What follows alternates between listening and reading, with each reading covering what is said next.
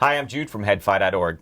On this episode of Headfi TV, we're here at Headfi HQ. We have a special guest, Alex Brinkman from Ayre Acoustics. Hello. They have just launched a new product called the Codex by Ayre Acoustics. It's a DAC and headphone amp combo, and we're going to get to that in just a minute.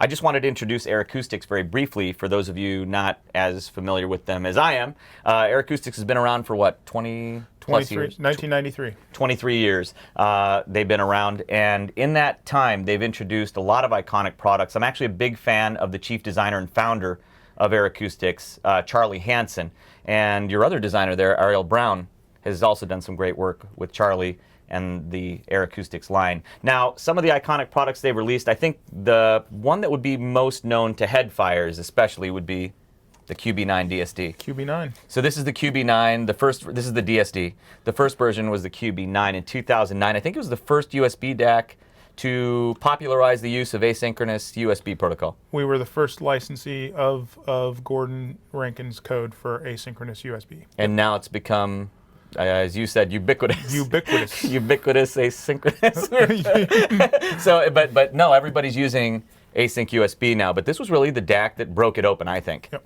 I think that's a safe statement. And another product that headfires may be familiar with is the Pono Player. I'm going to let you introduce your role, Ayre's role in the Pono Player. So yeah, we designed the audio circuitry for the Pono Player. So like all of the other Ayre products, it is fully balanced, zero feedback, and completely discrete. Okay, so that is a fully discrete design. Yep. And actually, as far as digital audio players go, portable audio players, this is actually one of the better sounding ones on the market right now, in my opinion. I know a lot of people agree with that statement. But in addition to the Pono Player, which you worked on the audio circuitry for, the QB9 DSD, you also play on the much higher end. You have the monoblock amplifiers on the high end. The MXR20s, 300 watts per channel, retail for $29,500. So they are our reference level amplifier, and yes, they're $29,500. Yeah, that's it. So and there's a lot of products in between this and the MXR20 as well. Quite a few, yeah. Okay, so again, Ayre Acoustics has been around for 23 years. And a lot of iconic stuff has come out of the Ayre Acoustics house. But we're here to talk about a new one, again, called the Codex. It's your first entry into a headphone driving product. Yeah, it's the first Ayre product that you can actually plug a set of headphones into, really. It's 3 products in one. So you can use it as a headphone amp. You can use it as a digital preamp. It does have a USB and Toslink available.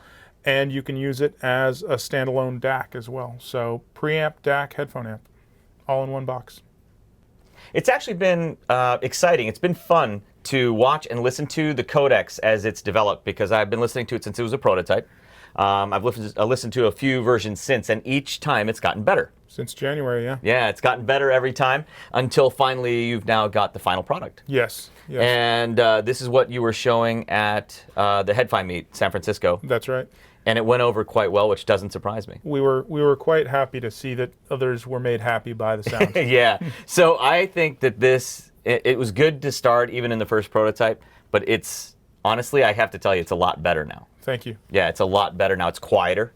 Yep. It's really versatile. I use it with in-ears, even my most sensitive in-ears.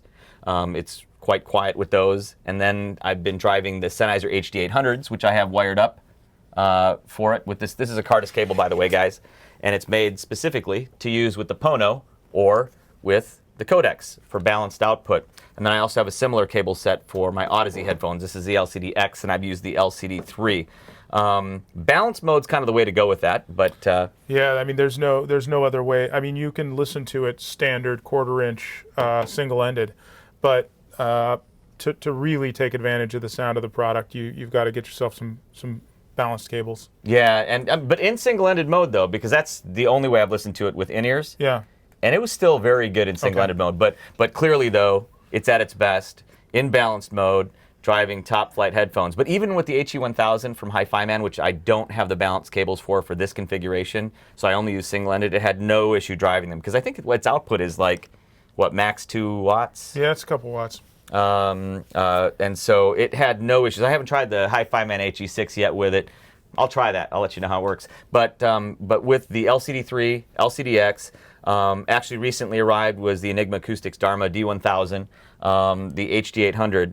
It matches well with all of them, and especially with the HD800, which I find picky. It's a beautiful match. So if you're looking for something compact, solid state, you don't want to mess with tubes, and you want really nice tone and rich tone with the HD800s, which I think it does have with the HD800s actually very nicely. It's a wonderful pairing.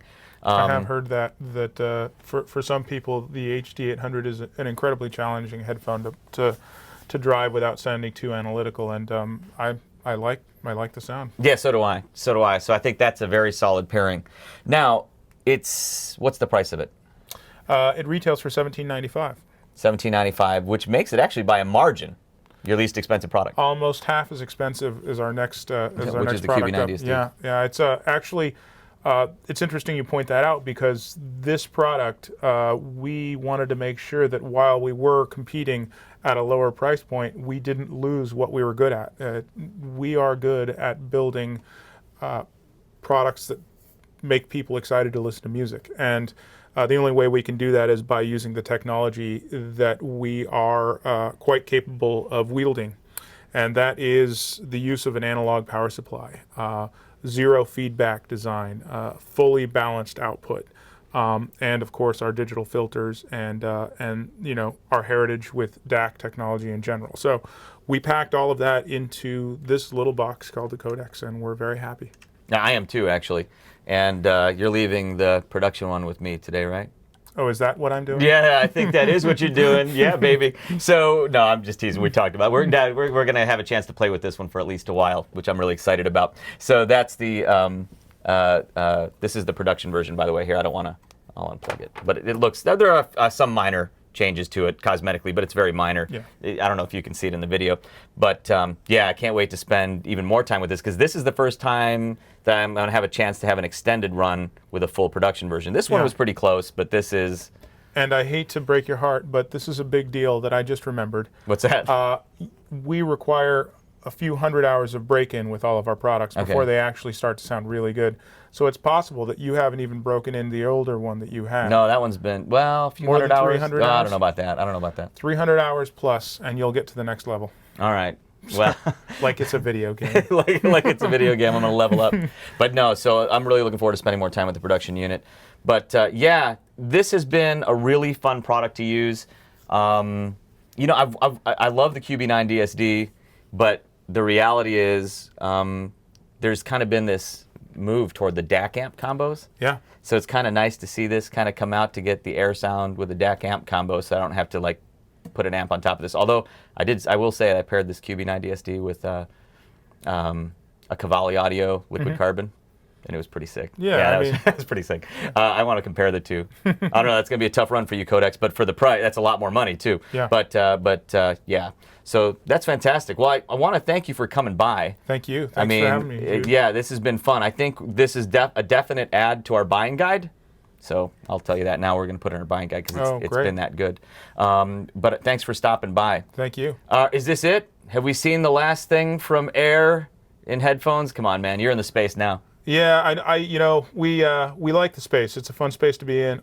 It's where a lot of people are listening to good music. So I wouldn't be surprised to see something else over the next 5 years. Next 5 years, yeah. You guys, your release schedule. It's not like you guys are. We're slow. You're slow. We take our time. Yeah, you're not releasing a torrent of products. It's only, you guys are what, at a couple products a year tops? Some of our products have been around for more than 11, 12 years. Yeah. So the life cycle of our products in general has been very long, which is good and bad. So. Which is good. Well, no, that's awesome. All right. Well, I'm glad that Ayre Acoustics, who I've been a fan of for a real long time, is entering the space this way with something so specific. But again, thanks for coming out, Alex. Thanks, Jude. All right. We'll see you on the next video of HeadFi TV, and talk to you soon.